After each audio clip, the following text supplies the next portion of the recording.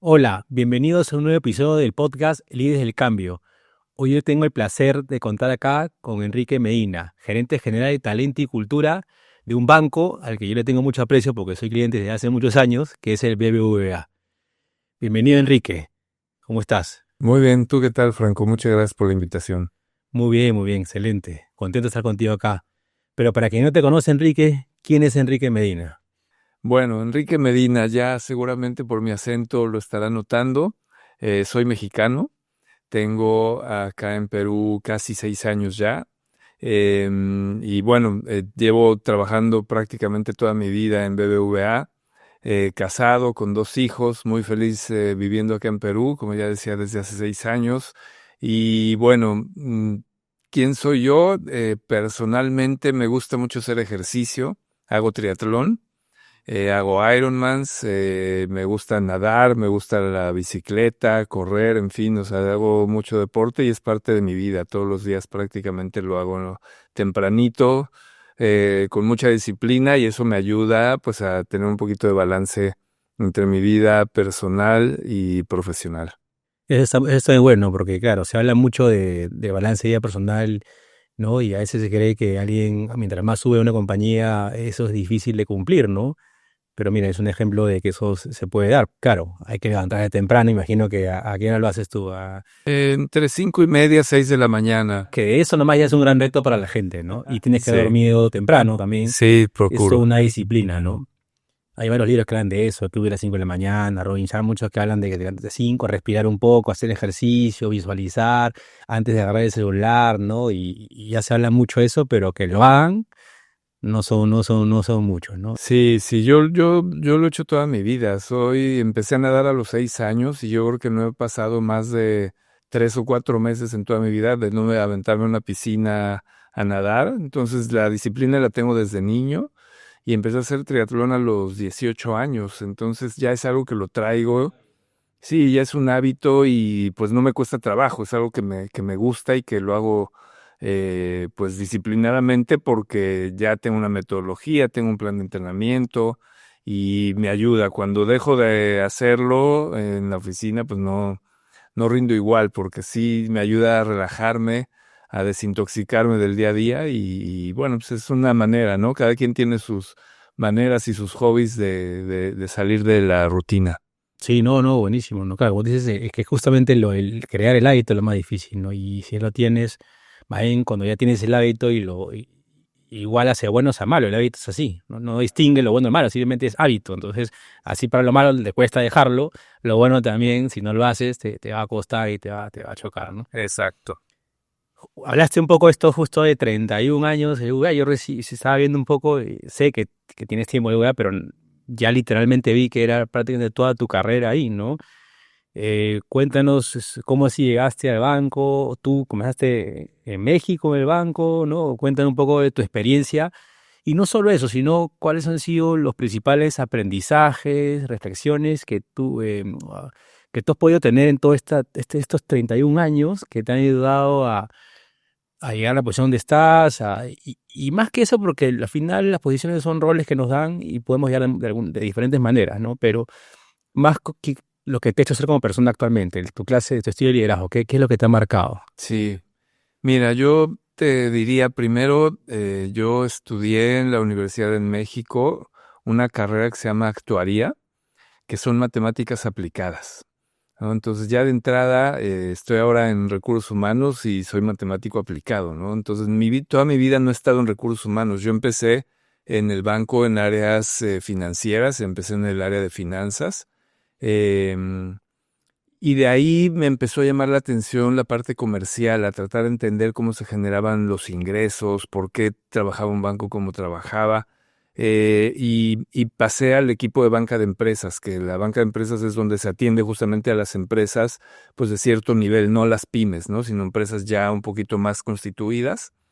Y yo llevaba pues las finanzas en el banco de la banca de empresas y empecé a llevar temas de inteligencia comercial, data. En esa época pues todavía no existía lo que hoy conocemos como un data analyst y todo ese tipo de nuevas tecnologías, pero digo, yo por lo que estudié, aproveché con mis conocimientos para empezar, por ejemplo, a sacar cuáles eran los principales productos que consumían diferentes empresas del mismo giro, ¿no? Para poderle ofrecer a los ejecutivos qué productos deberían de ofrecerle a cada cliente, ¿no? Entonces empecé por ahí, estuve varios años en la banca de empresas, luego pasé al retail, empecé en la banca comercial, donde se atienden a las pymes, a las personas naturales. Estuve también ahí muchos años y llegó un tiempo en el que dije, bueno, algo que tiene el BBVA y es algo que me encanta es que eh, tienes la posibilidad de crecer, pero de manera diagonal. Muchas empresas, tú naces, te desarrollas y te mueres en la misma área, ¿no? Y pobre de ti si se te ocurre voltear a ver al de al lado porque ya te marcan de que eres un infiel a tu equipo, ¿no? Entonces, en el banco se da ese movimiento lateral y gracias a eso yo pude moverme a diferentes áreas y conocer prácticamente todas las áreas comerciales del banco desde el lado de la estrategia. Yo llevaba mucho estrategia comercial. Llegó un día en el que dije, bueno, ya llevo muchos años en la parte comercial. ¿Cuánto tiempo llevas ahí? Llevaba yo creo que ya unos 20 años en la parte comercial, en diferentes áreas de negocio. Y yo veía, y me van a perdonar mis compañeros de esa época de recursos humanos, pero yo veía que el área de recursos humanos no era tan buena. Yo dije, es que yo si estuviera en esa área, podría hacer maravillas de lo que están haciendo hoy, ¿no? Eres el único que piensa eso. Entonces no sabía yo nada de recursos humanos, yo solo veía que había oportunidad de mejorar la manera como se trabajaban los recursos humanos en esa época. Y empecé a leer, empecé a curiosear, a recibir artículos, mails, a leer cosas de recursos humanos. Y yo se los iba pasando al gerente general de recursos humanos del banco, le iba pasando cada vez que había algo bueno, algo que me llamaba la atención, se lo enviaba. Oye, mira, esto creo que nos puede servir, por si te sirva, lo que sea, ¿no? Yo lo hacía porque me interesaba, por curiosidad, pero nunca le pedí trabajo. Yo soy en mi área, porque pues pasar de un área comercial a un área de recursos humanos tampoco es algo que se da de un día para otro. Y yo me imagino que tanto estuve enviándole que pues, se dio cuenta de que estaba yo interesado y un día me ofreció trabajo en el área de recursos humanos. Entonces yo dije, bueno, ahora sí, de aquí soy. Y cuando me di compensaciones, me cuenta... imagino. ¿Cómo? En Compensaciones. compensaciones, sí. Llevaba justamente compensaciones, llevaba data analytics y llevaba los coaches Agile. En esa época estaba empezando el tema de Agile y llevaba también esa área y estrategia, llevaba la estrategia de recursos humanos, ¿no? Entonces empecé justamente por el área hard, por llamarlo de alguna manera, la área más analítica. Y bueno, fue cuando me di cuenta que tampoco era tan fácil, ¿no? Entonces empecé a innovar un poco, sobre todo en la parte de data, a poner más información.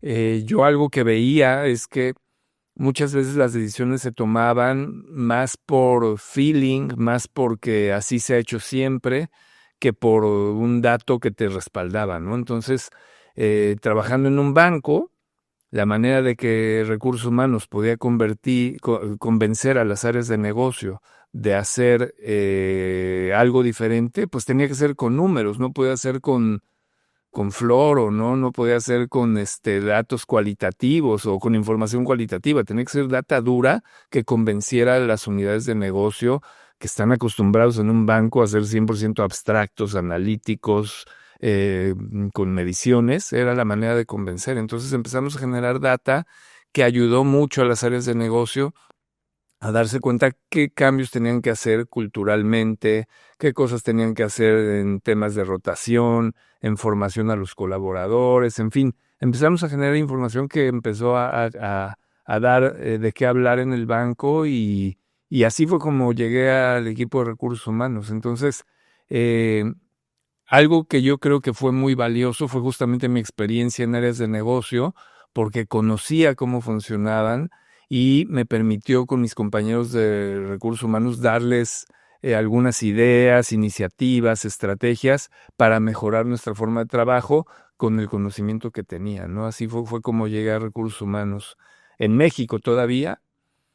Pero acá a Perú llegué hace 6 años, curiosamente no llegué en recursos humanos, llegué en un área que se llamaba porque ya la desaparecimos, se llamaba transformación y data. Entonces yo llegué a hacer un cambio en esa transformación, en la forma de trabajar, en los procesos, y creo que toda esa experiencia que tuve en México, tanto en las áreas de negocio como en recursos humanos, me ayudó pues a detonar ese cambio que el banco ha tenido en su transformación en los últimos 6 años, ¿no? Prácticamente, y que nos ha permitido seguir creciendo, evolucionando y creando cosas nuevas. Y bueno, pues ahí traté de hacer un cambio tanto desde la estrategia del banco como en la manera como trabajábamos las estructuras, cómo mejorábamos los procesos internos y de cara al cliente, y darle mayor visibilidad a la importancia que tenía el trabajo en equipo, a los clientes, etcétera. Y de ahí, después de como 3 años en ese rol, pasé a recursos humanos ahora aquí mismo en BBVA Perú. Y desde entonces, pues estoy aquí ya en recursos humanos feliz. La verdad es que estoy encantado de trabajar en Perú. Es un país que me ha recibido con los brazos abiertos, que yo vine sin conocer, a apostar por un cambio, y la verdad es que no me arrepiento para nada. No, fíjate que no extraño la comida mexicana. Es tan buena la comida peruana que no extraño los tacos. Obviamente cuando voy a México feliz de comer tacos, ¿no? Pero no es algo que esté yo sufriendo por la comida porque como súper bien acá. En cambio, el peruano sí sufre cuando va a otros lados, ¿no? Tenemos en otra empresa que ya estaba, teníamos una operación en México y era una empresa que se alquilaba lugares para que la gente coma en una minera. Y cuando fui a ver todo, aunque era el concesionario era un lugar que hacían chifa en México, ni siquiera era el lugar que hacían que a ese nivel querían tratar de comer cosas más a la pera. No me dijo lo de chifa. Claro, había un lugar que no sé cómo, pero ¿no? Pero regresando al tema, sí, el rol justo que se habla de business partner, que se habla mucho. Yo me acuerdo siempre en un estudio de Deloitte hace 10 años que vi, me quedé siempre con eso, más, todo 13 años, cuando estaba en Taza, la pesquera, que decía de que a una encuesta a los CEOs de muchas empresas grandes que si creía que era importante recursos humanos, y el 95% decía que era muy importante. Y cuando le preguntaban tu gerente de recursos humanos, tu área es buena, el 95% decía que no. O sea, había una diferencia entre que lo que supuestamente cree que debe ser y lo que realmente hace. Y yo toda esa época, estos años, ya trataba de entender, ¿no? ¿Por qué, no? Y más aterrizado a Perú, en el caso que lo que yo veo, ¿no? Yo también enseñé en posgrado hace ya 6 años, ¿no? Y también parte del por qué comencé a enseñar fue porque yo también tengo eso de tratar de que, oye, la gente se debe entender de que realmente tenemos que ser un área alineada al negocio, ¿no? Yo soy administrador de empresas, no, y nunca pensé a trabajar en recursos humanos tampoco. Pero comencé a trabajar justo en Taza, entré a practicar y fui creciendo, me fui llevando y ya me quedé y le encontré el sentido y todo, ¿no? Pero creo que antes también lo que pasa, inclusive las áreas, y sigue habiendo empresas que tienen dentro de administración y finanzas área de recursos humanos, porque se entendía más como un área más operativa, de que ve la planilla, la selección, la capacitación y ya, pues, ¿no? Y los eventos, y eres el buena gente, y yo todo eso, definitivamente si yo pensara que es así y todo, no estaría, ¿no? Entonces yo más bien me compré la idea y cada vez lo veo más y me da gusto que las empresas lo están comprando, de ser un socio estratégico en el negocio realmente, que eres el que moldea el cómo, la cultura de la compañía, y no es solamente con el discurso, como tú dices, ¿no? Es de buscar justamente desde la tecnología. Es ahora, por ejemplo, ¿qué área es la que va a impulsar más? Ayer estuve en el Congreso de Personas y hablaban de qué área es la que más debe impulsar el cambio, ¿no? Desde gestión de personas, ¿no? Porque finalmente va a haber una gestión del cambio. El área de tecnología va a tener las herramientas, todo pero no es el impulsor en sí, sino es el tema de la gente, ¿no? Entonces, todo ese rol, todavía hay muchas compañías, hay mucho por hacer, creo, en ese sentido, ¿no? Pero cada vez más está logrando, y también cada vez más el perfil de las personas, algunos están cambiando hacia eso, porque también tiene que ver con el mindset y el perfil, ¿no? Tú hablabas un poco de la gente que pasa de comercial, pero en verdad pasa mucho, ¿no? Hay varias empresas grandes peruanas que cuando tú ves el CV de las personas que están ahí ahorita de vicepresidentes, directores corporativos, son gente que viene de marketing y comercial. Varios, ¿no? ¿Por qué? Porque realmente gestión humana es más hacia eso, más es un área de marketing interno, ¿no? Que da servicios y busca, ¿no? Alinear todo y vender ideas y que la gente las compre y se sienta bien, y hay un buen clima y una buena cultura. Que como yo digo, la gente no basta con clima, porque hay gente feliz pero que no produce. O sea, el tema es una buena cultura y con la gente feliz, ¿no? Es parte de, ¿no? Pero el principal creo que es la cultura. Y en ese sentido, tú en este contexto justamente actual, todo el tema de la IA y todo, ¿cuáles son, crees tú, las principales competencias que deben tener las personas para poder crecer en una compañía, ¿no? Mira, yo creo que una de las primeras debe ser la adaptación al cambio, ¿no? Y más en estos momentos de efervescencia donde la transformación es tremenda. Yo creo que el adaptarte al cambio y el saber primero, qué es lo que se espera de ti, ¿no? O sea, yo creo que algo importante para poder adaptarte al cambio es primero entender el para qué el cambio, ¿no? ¿Cuál es el nuevo propósito de ese cambio? ¿Qué estrategia está atrás de ello? Si tú no lo entiendes, ¿cómo vas a aportar? Lo primero que necesitas es entenderlo para digerirlo, entender por qué el cambio.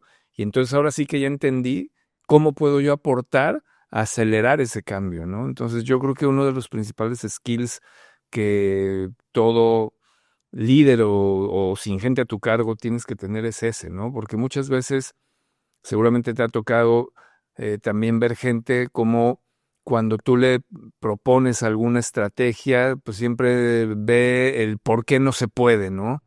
Y cuando tú tratas con una persona así, lo primero que genera es pues un poco de rechazo, ¿no? De anticuerpos, oye, yo con no me gustaría trabajar porque siempre te ve como arrastrando los temas y no ve la proactividad, ¿no?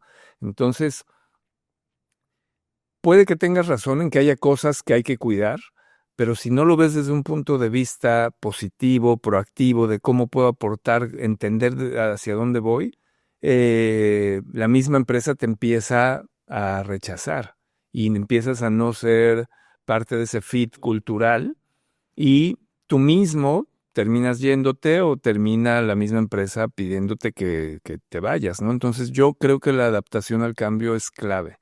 Eso es lo primero para que tú también puedas aportar y eso es algo que uno aprende a la buena o a la mala, ¿no? Porque si no lo haces, alguien te va a hacer notar y si no cambias, pues no vas a tener esa productividad de la cual hablabas, ¿no?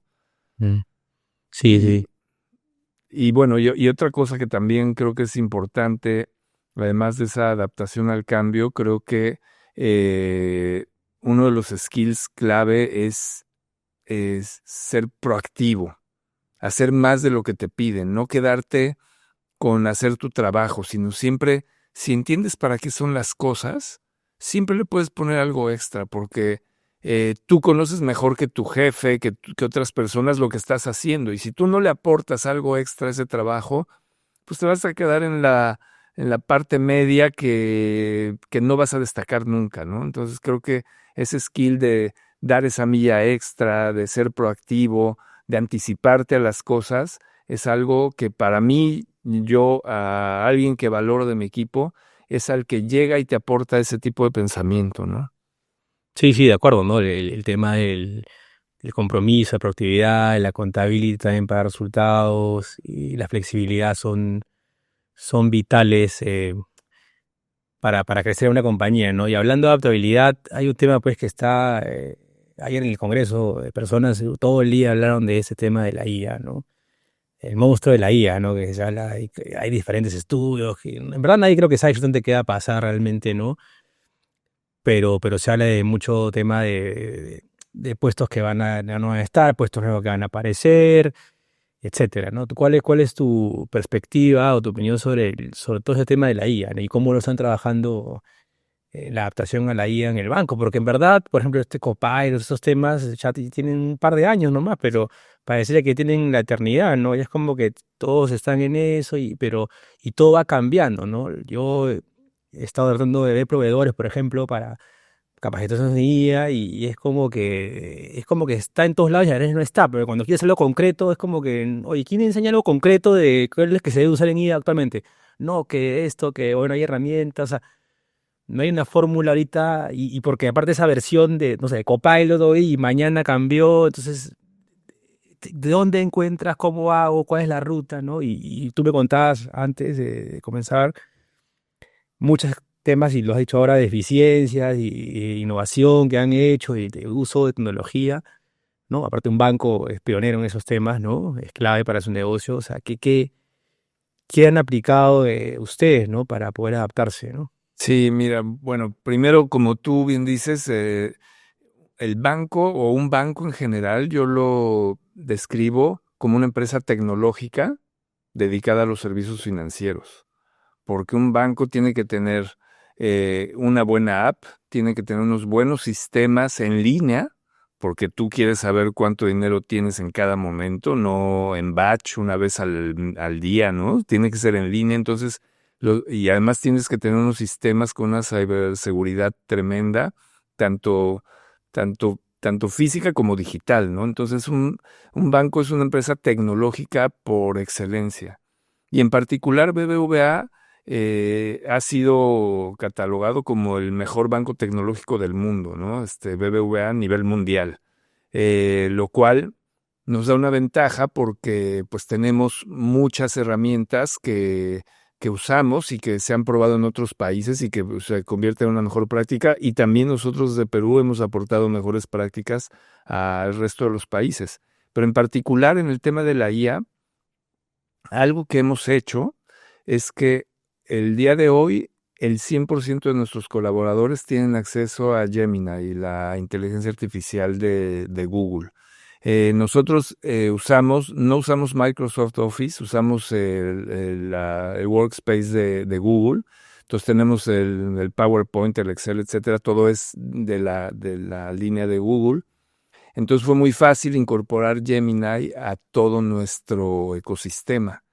Y cuando te digo el 100%, te estoy hablando de los colaboradores en nuestras oficinas, los asesores de servicio en ventanilla, nuestros ejecutivos, y el 100% de las personas que trabajamos en la sede central tenemos Gemini. Y un porcentaje tenemos también ChatGPT.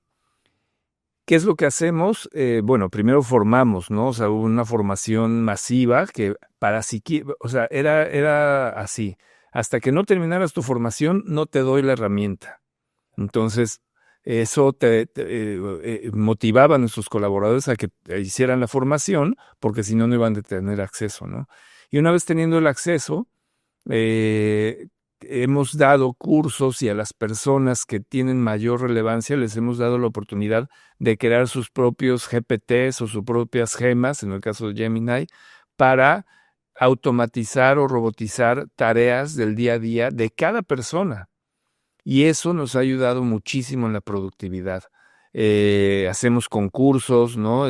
Compartimos entre el mismo banco en Perú y otros países, compartimos los diferentes GPTs que tenemos para poder automatizar o acelerar la productividad. Y en particular en las áreas de sistemas, como bien decías tú, tenemos un copilot que te ayuda en la programación, y que eso hace también mucho más ágil el desarrollo de nuevos proyectos, de nuevos productos, usando las herramientas de inteligencia artificial. Entonces, es algo que nos subimos a la ola temprano, donde no me atrevería, no tengo la certeza, pero estoy casi seguro que creo que somos la única empresa en Perú que el 100% de sus colaboradores, la empresa le da una herramienta de inteligencia artificial para hacer mejor su trabajo. Y te pongo un ejemplo desde mi equipo. En relaciones laborales, que es un área pues de las más áridas de recursos humanos. Exactamente, o sea, yo me acuerdo que a mi equipo de relaciones laborales le pedía, oye, dame un reporte de no sé cuántas denuncias de clima laboral tenemos. Tardaban una semana en dármelo. Entonces empezamos a trabajar para segmentar las bases, crearlas, meterlas a GPT, Y ahora tenemos una herramienta brutal que le ha quitado 210 horas de trabajo al equipo, y ahora, en vez de estar todos los días revisando reportes de malas prácticas, climas laborales, etcétera, ahora lo que hacen es que se anticipan y van con las áreas para decirle dónde están las oportunidades para que no pasen las cosas, y se anticipan a los problemas.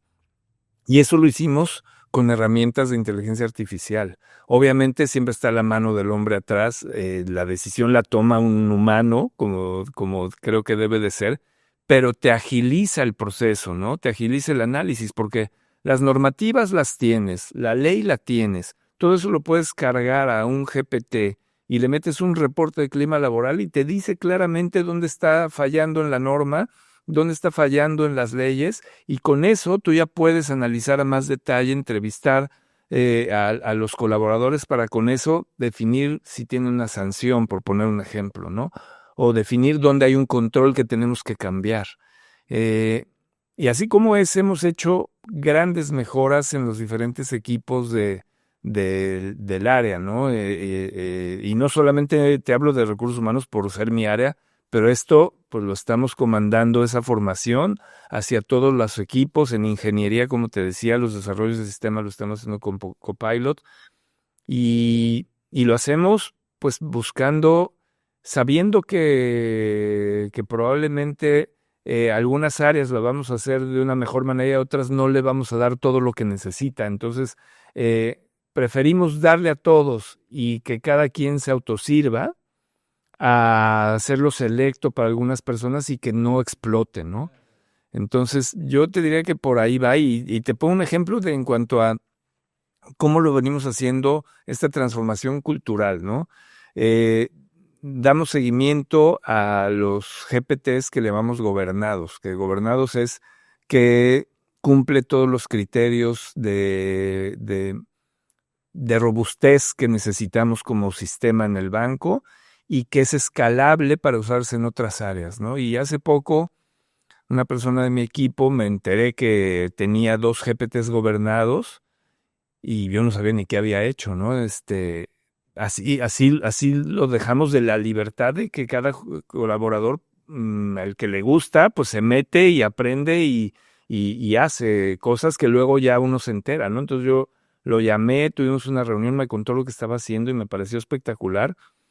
Y es un reporte de un reporte de un reporte mío, o sea, y eso, pues la gente se entera, ¿no? De que, oye, el gerente general de Talento y Cultura lo buscó porque le mostró el GPT que creó, ¿no? Entonces, oye, ya veo cuáles son los reconocimientos, ya veo por dónde va el banco, pues yo también quiero estar ahí, ¿no? Entonces empezamos a generar este tipo de competencias, por llamarlo de alguna manera. Empezamos a hacer hackaprompts, le llamamos, en vez de hackathon, pues un hackaprompt, ¿no? Donde ya empezamos a pedirle a los equipos y hacer concursos para ver cuáles son los mejores.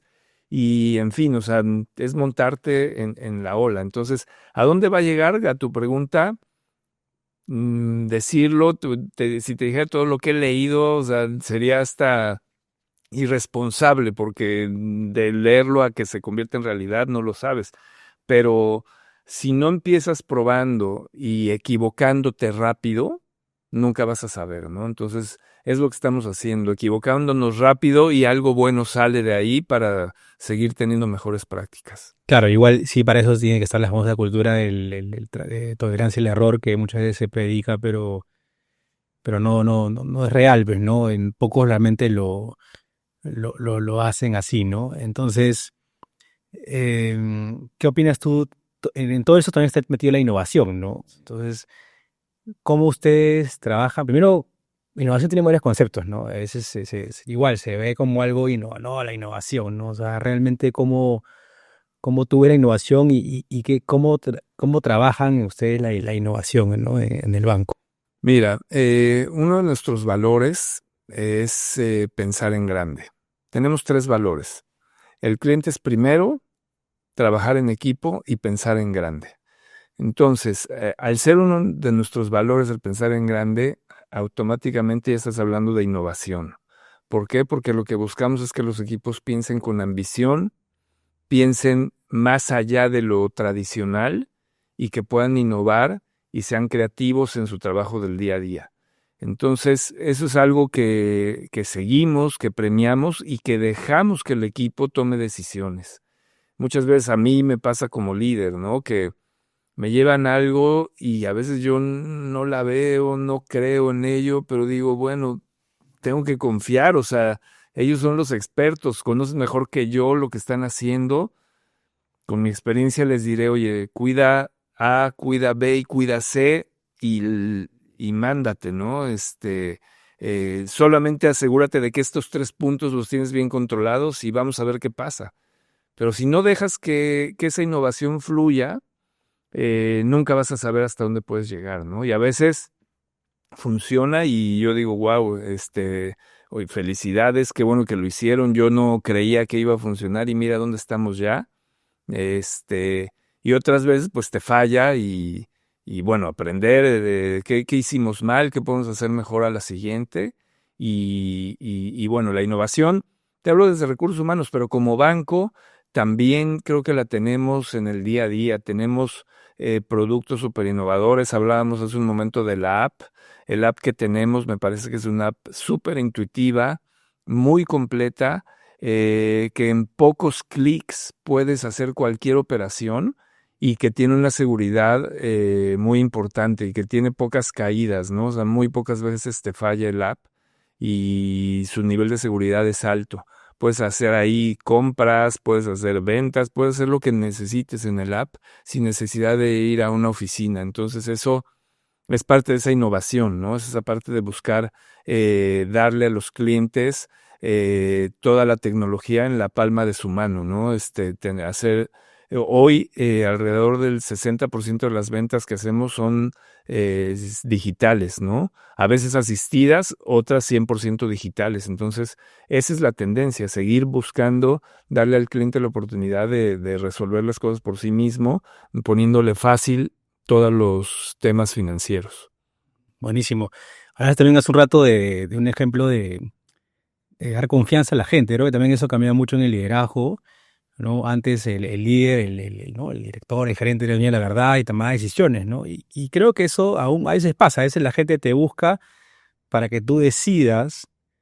Y yo como le digo a la gente, oye, yo solo voy a decidir en la medida o sea, primero que si ustedes tienen todas las variables para tomar decisión, ustedes podrían recomendar, eso es lo que debemos hacer.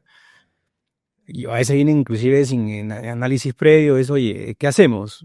Mira, yo ahorita tengo menor capacidad que tú para tomar la decisión, porque ni siquiera tengo la información. Aunque sea, dame el contexto y las variables para decirte qué haría yo.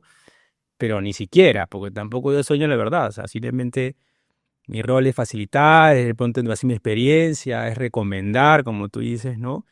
Hacer preguntas inteligentes para que la persona reflexione, porque a veces no están viendo todas las variables, pero tienen que, ¿no? Proponer, ¿no? Eso ya, de que venga, oye, alguien que es ¿no? el gurú de la decisión, no existe para mí. Nunca existió en realidad, solo que es, y por eso muchas decisiones han sido, o empresas han pasado muchas cosas, golpes duros por decisiones, por temas de que alguien decide y nadie le refuta, ¿no? En este contexto, ¿cuál crees tú que es el rol de un líder actual, ¿no? ¿No? Se habla mucho también de que el liderazgo va a cambiar, que ya no va a haber esa jerarquía. Y no sé hasta qué punto, porque creo que en el fondo, en la historia, siempre ha habido líderes y estrategas. Yo creo que esos dos roles son importantes porque si no hay un líder, de cierta forma de verlo, alguien que lidera o un grupo, influencia, ya pues todos, claro, se habla que todos pueden ser líderes, todos especialistas, pero cuando no se ponen de acuerdo, o sea, yo creo que alguien, ¿no? Tiene que igual siempre ver el norte, ¿no? Y lo otro, la estratega, porque yo creo que siempre hay personas, justo hablaba en otras podcast con el tema de algunos temas genéticos, que hay personas que tenemos talentos diferentes, ¿no?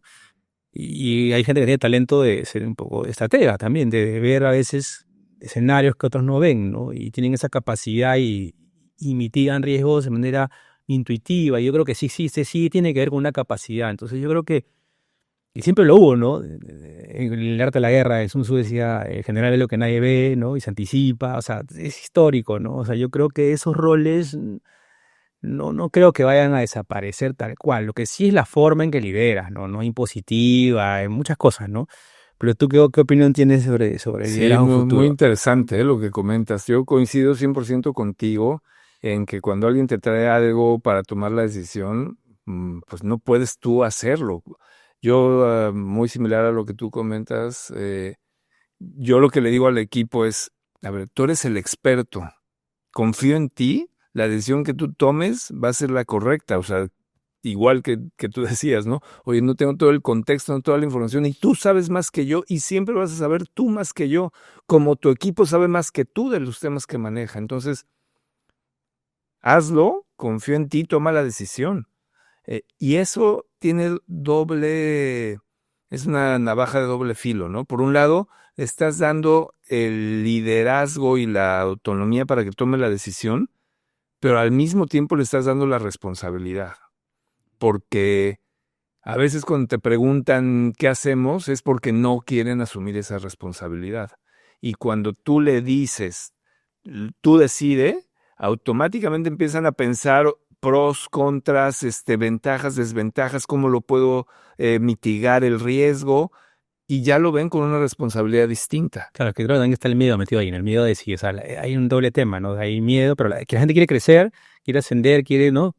Tener mayor influencia, pero a la vez hay Sin otra parte que es arriesgarse. el miedo a, no, yo no voy a seguir, ¿no? Entonces les das la responsabilidad y eso hace que la gente crezca.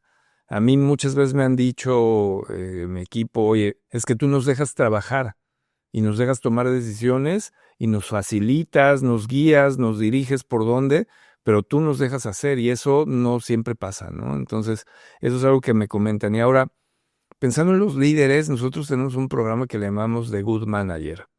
Y ese Good Manager, de entrada, lo que le pedimos son tres cosas. Primero, cumplir tus indicadores de negocio, ¿no? No puedes ser un buen manager si no logras tus metas, si no tienes buen performance, si no cumples tus resultados, ¿no?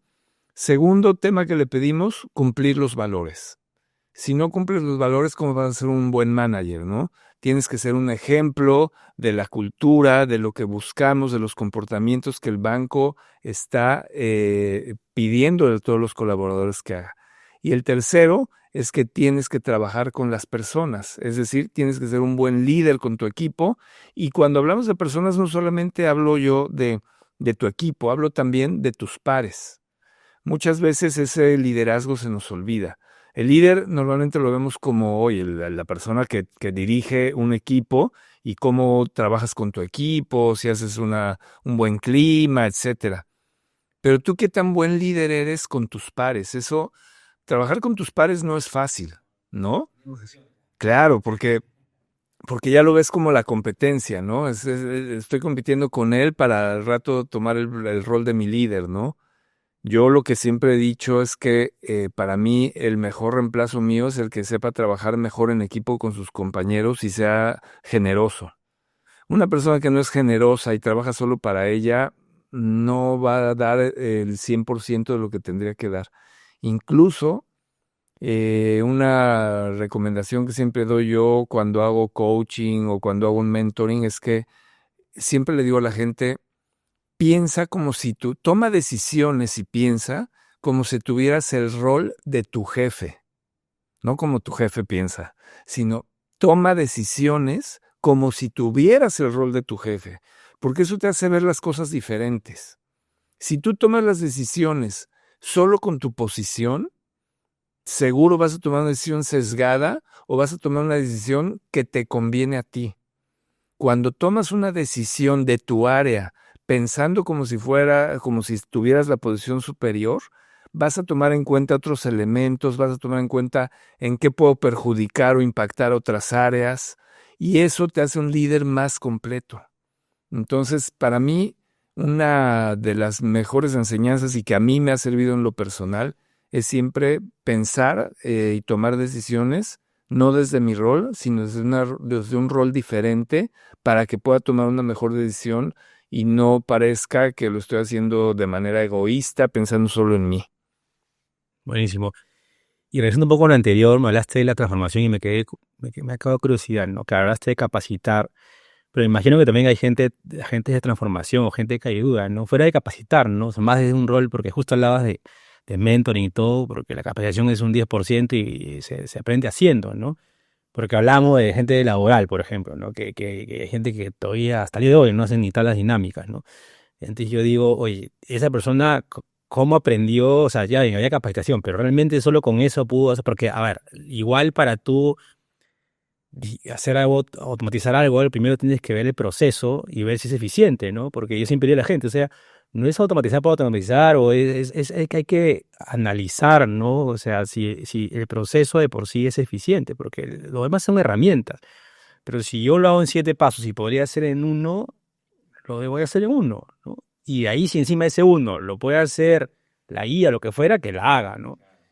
Pero todo eso es un proceso de aprendizaje. No solo de conocer la herramienta, sino de analizar el proceso, ver la eficiencia, ¿no? O sea, un poquito más de cómo llegaron a eso. Mira, eso es súper interesante lo que comentas. Yo tengo un equipo de como 4 o 5 personas que su perfil es de más de sistemas, por llamar de alguna manera, que conocen cómo diagramar un proceso y que saben cómo automatizar tareas.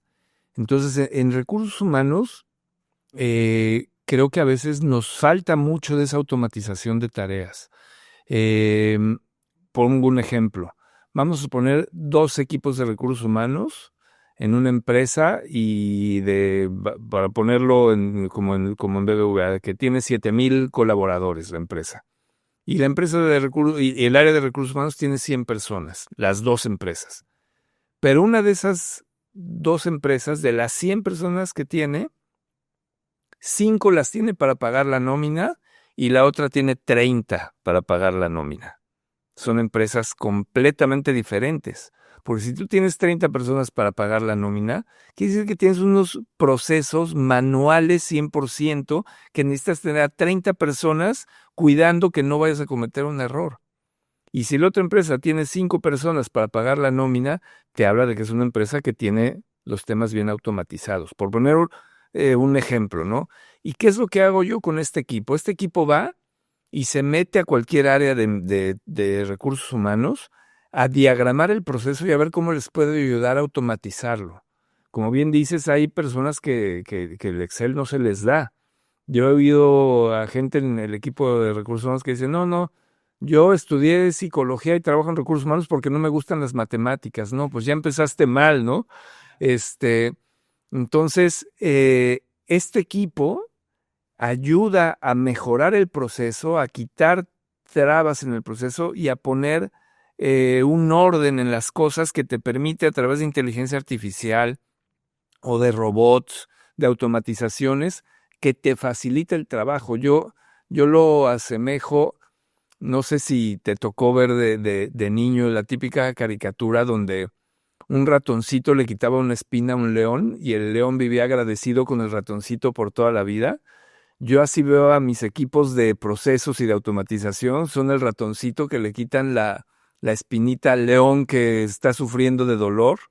Y cuando le quitan la espinita, el león se vuelve feliz. Así mis áreas se ponen felices cuando el equipo de automatización entra a su equipo y les mejora los procesos, porque les ahorra decenas de horas de trabajo manual para convertirlo en un tiempo productivo, ¿no? Y por ponerte un ejemplo, en las áreas de selección pasa mucho.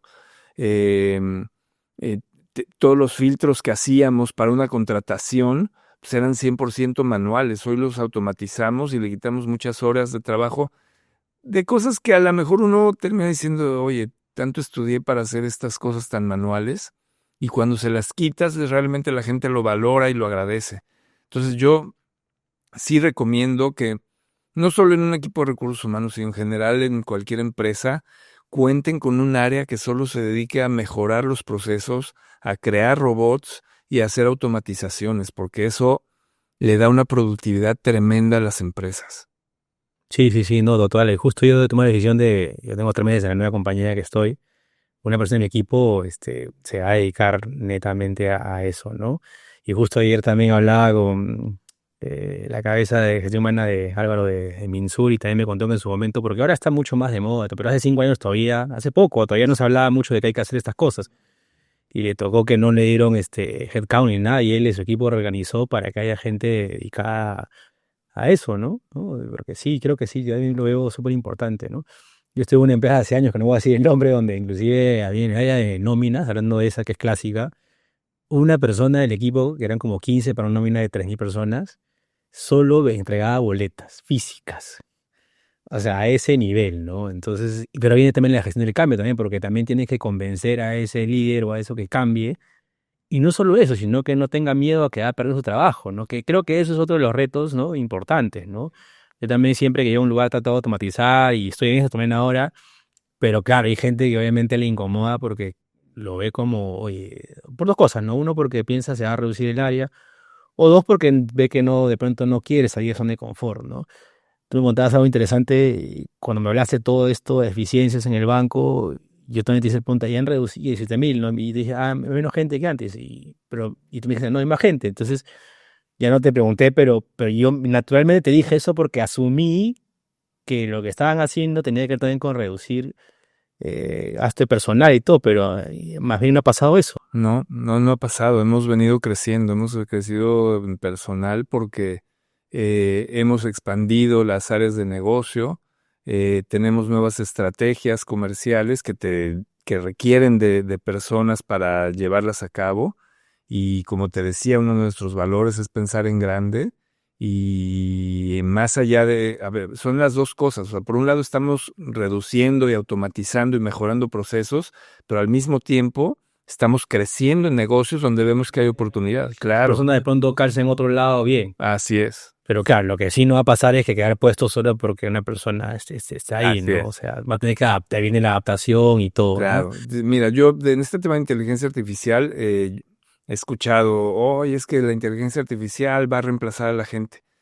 Yo creo que la inteligencia artificial no va a reemplazar a la gente. Va a reemplazar a la gente que no aprenda inteligencia artificial.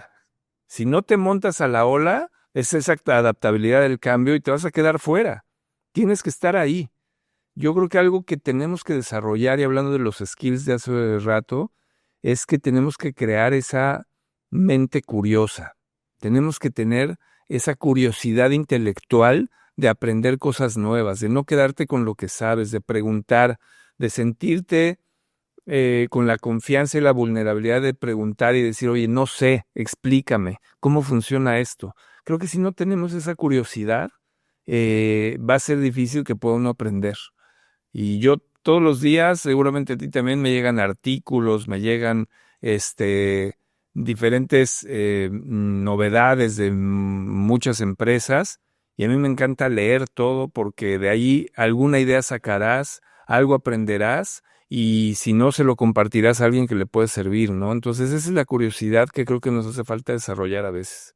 Sí, y también creo que eso se cruza con el tema del ego, ¿no? Porque, o sea, antiguamente alguien llegaba pues, a ser gerente y entiendo que ya era como el dueño de la verdad y ya que voy a aprender, ya aprendí, yo soy, ¿no? Entonces, em, cada vez más eso es un obsoleto y uno tiene que seguir aprendiendo, ¿no? Y justamente creo que por eso, algo que pasa mucho en Perú y no sé si en general en Latinoamérica, es que ya se está viendo ese tema de que ya quieren gente, pura gente joven, ¿no? Y si ya tienes, inclusive a partir de 40 ya te ven como que ya, ¿no? No sea, ¿no? ¿Por qué pasa eso? Porque en teoría la persona no se va a adaptar o ya no está en lo moderno, lo actualizado.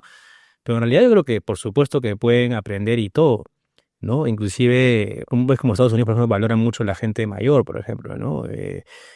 Acá no, pues mi hermano trabaja en Microsoft en Estados Unidos y me dice hay mucha gente de todo nivel que está ahí, ¿no? Pero acá como que, a no ser que ya seas mínimo jefe, pasas los 40 y dices, bueno, ¿qué hace? ¿Qué hace? ¿No? Pero creo que también pasa, porque hay una correlación entre el mindset mucho de la cultura, que realmente yo he conocido, porque justo cuando te cruzas con gente normalmente de esa edad, ¿no? De ya 50 todo, normalmente sí he visto, lamentablemente en la práctica, que no están aprendiendo nada nuevo, que se han quedado ahí. Entonces, es como que, o yo no quiero seguir el tema de que deberíamos tener gente nueva y joven, con potencial, pero en la práctica, o sea, no me estás ayudando porque no veo que te estés capacitando ni queriendo aprender. O sea, lo veo mucho, ¿no? Entonces, en de la generación de teoría X así, y ya, pues hay un más, ¿no? Entonces, yo creo que es más un tema, pues, de que salir de ese de ego de, oye, yo ya sé, ya no puedo cambiar, o no, yo no nadie me va a enseñar ya, o sea, y darse cuenta que actualmente tienes que lo que te llevó hasta acá hoy no es lo que te seguirá llevando, ¿no? Yo inclusive que estoy en edad mediana, ¿no? Todavía soy hijo, la justa, ¿no? Pero ahí estoy. Pero claro, pues, o sea, si yo no ahorita me adapto a la IA, todo también, o sea, hay que, o sea, ¿no? Entonces, yo creo que tiene que ver mucho con eso, ¿no? También dejar el ego de lado y decir, oye, todavía me falta, y más, voy a aprender, siempre voy a seguir aprendiendo, nunca voy, como tú dices, ¿no? Leer algo todos los días, o sea, hay gente que, bueno, es más auditiva, ya sea un podcast, sea un libro, sea un paper, lo que quieras, pero capacítate, ¿no? Claro, completamente de acuerdo contigo. Yo creo que esto es un tema ya más de mindset, ¿no? De que tú realmente tienes que buscar seguir aprendiendo y mejorando todos los días, porque si no te quedas obsoleto. Y pasa más en la gente mayor porque tienen a lo mejor ya ciertos estigmas, ¿no? De su forma de ser. Pero bueno, también hay gente joven que no quiere cambiar. Ahí te encuentras también de todo, ¿no? Este... Pero al menos en teoría son más digitales, teóricamente son más digitales, pero aunque también tienes razón, yo también veo gente de joven que si le dices que solamente pues, camine y hable, está contento, no quiere hacer más, Claro, ¿no? claro, sí. Sí, hay de todo, o sea, para no estigmatizar por la edad, ¿no? Porque también los jóvenes también algunos tienen sus cosas, es más la persona, es la actitud de la persona. Pero pensando en la edad, yo lo que sí veo es que, bueno, y tú a lo que te dedicas, lo sabes mucho mejor que yo, cada vez más tenemos hábitos de salud, medicinas, procedimientos médicos que hacen que puedas tú tener, deja tus 50, decías, ¿no? Puedes tener 60, 70 años y estar 100% lúcido y poder trabajar a plenitud. Y hoy sí hay culturalmente, sí hay un estigma con la gente de más de 60 años de que ya no puede trabajar. Y hay, bueno, yo veo en otras culturas gente de 70 años, que han trabajado toda su vida y que no han dejado de trabajar y que siguen ahí y están funcionando bien. Entonces eso es algo que tenemos que cambiar en muchos de los países latinoamericanos, de cómo aseguramos que realmente cuando alguien ya no te funciona no es por la edad, sino porque no está haciendo ese cambio de mindset, ¿no? Entonces eso es, hablábamos hace rato de que yo hacía triatlón, etcétera. Yo creo que puedo seguir haciendo triatlón 10 o 20 años más. Y si puedo hacer triatlón, quiere decir que físicamente tengo la fuerza para hacerlo y seguramente tendré la fuerza para seguir trabajando. Y es algo que pretendo hacer, ¿no? El día que me jubile será porque ya quiero dedicarme a otra cosa o quiero cambiar de rumbo, yo qué sé. Pero creo que todos tenemos la fortaleza para seguir creciendo y seguir haciendo lo que queremos, siempre y cuando pues uno se siga adaptando a las tendencias, ¿no? Y hay un tema claro que tú has hablado también de la salud integral, ¿no? Porque, como dices, más que la edad, que es un número de eso, más bien yo diría que, porque la salud mental y física son igual de importantes para mí y se impactan una a la otra. Entonces, yo cada vez veo más gente más joven que anda con achaques de los 20, por estrés, por ansiedad, que le genera dolor. Porque en verdad yo escucho, pero estoy dolorido, me duele la cabeza, pero yo sé que es por emociones más que nada. Porque no puede ser que los 20 ya estés lesionado de todo. Es porque estás estresado, porque hay ansiedad, porque paran en las redes, porque piensan en, no sé, en que vean un post todos los días que mañana puede ser millonario. Se llenan de pensamientos y eso te genera estrés, ansiedad y la salud mental, ¿no? Entonces yo más bien veo cada vez más rápido gente que tiene dolor de espalda, que escoliosis, que yo estoy convencido que eso tiene que ver con eso. Yo mismo, que me considero, motivo en la media ahí, tengo también algunos temas, tenido temas de estrés, por eso también yo medito hace unos años, es un poco un cambio personal también, por eso me gusta ayudar, tratar de aportar en las personas, ¿no? porque también era un chico muy estresado, muy competitivo. Y mi papá me decía, oye, te duele todo. Yo tengo, mi papá tiene 70, tenía 60 en esa época, y me decía, oye, tú pareces ¿no?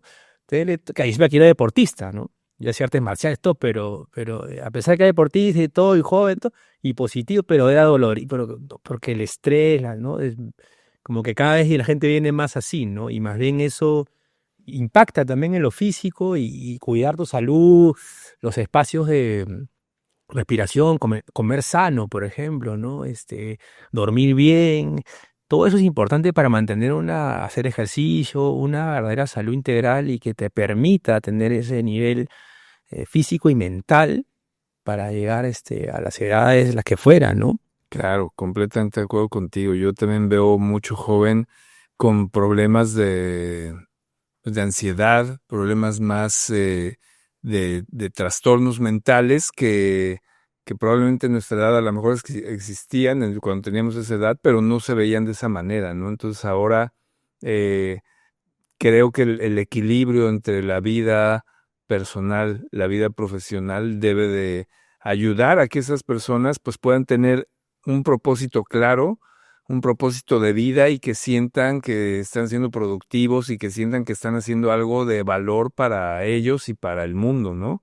Y eso pues al final te termina motivando y empiezas a cambiar esos hábitos, empiezas a cambiar tu forma de ser, a lo mejor te duermes 1 de la mañana, 2 de la mañana y al día siguiente quieres estar bien y no te das cuenta ni de por qué, y por estar ahí en las redes, etcétera. Yo creo que eso, pues al final también tiene un impacto, ¿no? Y desde las empresas y desde recursos humanos, creo que tenemos también la responsabilidad de ayudar a nuestros colaboradores y a sus familias con charlas, conversaciones de este tipo de cuestiones para que detecten esas oportunidades y que puedan pues cambiar esos estilos de vida, ¿no? Sí, sí, sí. Justo hemos hablado de un tópico que por tiempo lamentablemente no pues, será para la próxima, es el bienestar, ¿no? Que se habla mucho de la importancia, pero sin embargo muchas veces el área menos visible o menos en todo de recursos humanos, ¿no? Pero creo que más bien actualmente debe ser el área más relevante porque ya la gente no le basta un sueldo o un buen jefe, le quiere beneficios, quiere bienestar y creo que ahí hay mucho por trabajar todavía en las áreas de gestión de personas, ¿no? Pero bueno, el tiempo es así, ¿no? Ha sido muy interesante. Igual antes de acabar, ¿qué le recomendarías a una persona que quiere salir del cambio? Nuevamente, desde una carrera como la tuya que es seguida, desde otra que sea en diferentes compañías o desde que sea un emprendimiento, ¿no? Creo que al final hay varias formas de ese camino de ser un líder del cambio, de buscar crecer y trascender, ¿no? Desde el rol que le toque. ¿Qué le recomendarías a esas personas? Mira, a lo mejor voy a repetir un poco, pero algo que yo recomendaría es ser siempre proactivo, no esperarte a que te digan, tú proponer, tú aportar valor, tú darte cuenta en dónde estás aportando al estado de resultados de la empresa. Oye, pero yo estoy en recursos humanos, sí, pero también aportas al estado de resultados y a los resultados de negocio. Una persona de selección, por ejemplo, ¿no? Si no contratas a un vendedor rápido, son días que estás perdiendo ingresos, por poner un ejemplo. Entonces, yo creo que lo primero es que cada persona vea dónde está su aportación de valor a la empresa. Y eso es lo que yo recomendaría. Si no ves esa aportación de valor a la empresa en los resultados, algo no estás haciendo bien. Y replantéate qué tienes que hacer para estar ahí, porque si no, no estás dando el 100% de lo que se necesita de ti. Buenísimo, Enrique. Ha sido un gusto estar contigo acá hoy día. Igualmente, Franco, muchas gracias por la invitación. Encantado de estar aquí contigo. Gracias.